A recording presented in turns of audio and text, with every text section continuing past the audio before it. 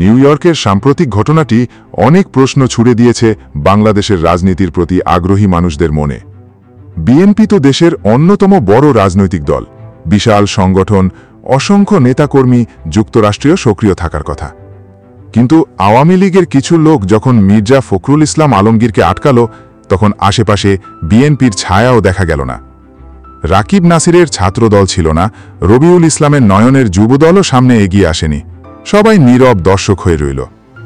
এই শূন্যতার মাঝেই যাদের দেখা গেল ফখরুলের পাশে ঢাল হয়ে দাঁড়াতে, তারা জামাত শিবিরের যুক্তরাষ্ট্র শাখার নেতাকর্মী। যারা একসময় ছাত্র শিবিরের মাঠ ঘুরে রাজনীতি করেছে, তারাই বিদেশের মাটিতে ভ্যানগার্ডের মতো এগিয়ে গেল। সিলেটের শাহজালাল বিজ্ঞান এবং প্রযুক্তি বিশ্ববিদ্যালয়ের সাবেক সভাপতি মারুফ রহমান স্পষ্ট দেখা গেল ভিডিওতে গার্ড দিচ্ছেন। ঢাকা কলেজের সাবেক শিবির নেতা ও যুক্তরাষ্ট্র জামাত নেতা ফাওয়াজউদ্দিনও ছিলেন সেই মুহূর্তে সক্রিয়ভাবে। এমসি কলেজ শিবিরের সাবেক সাংগঠনিক সম্পাদক আবদুল্লাহ গহিল, ওয়াহেদ জামাত নেতা মাহবুব ও আলমগীরও দৃশ্যমান ছিলেন। যে মুহূর্তে মাঠে কেউ থাকে না, তখনও জামাত শিবির সামনে গিয়ে ঢাল হয়ে দাঁড়াতে দ্বিধা করে না। তারা নিজেদের স্বার্থ বা ক্রেডিটের জন্য নয়, বরং রাজনৈতিক সহযোদ্ধাদের বিপদে মানবিক দায়িত্ববোধ থেকে এগিয়ে যায়। বিএনপি ও এনসিপির ভেতরের দ্বন্দ্ব, দোষারোপ ও ক্রেডিটের রাজনীতি এই ঘটনার পর আরও স্পষ্টভাবে প্রকাশ পেল। একই সাথে আওয়ামী লীগের আক্রমণাত্মক অবস্থান দেখিয়ে দিল যে তারা কাকে শত্রু মনে করে এবং কাকে ছেড়ে দেয়।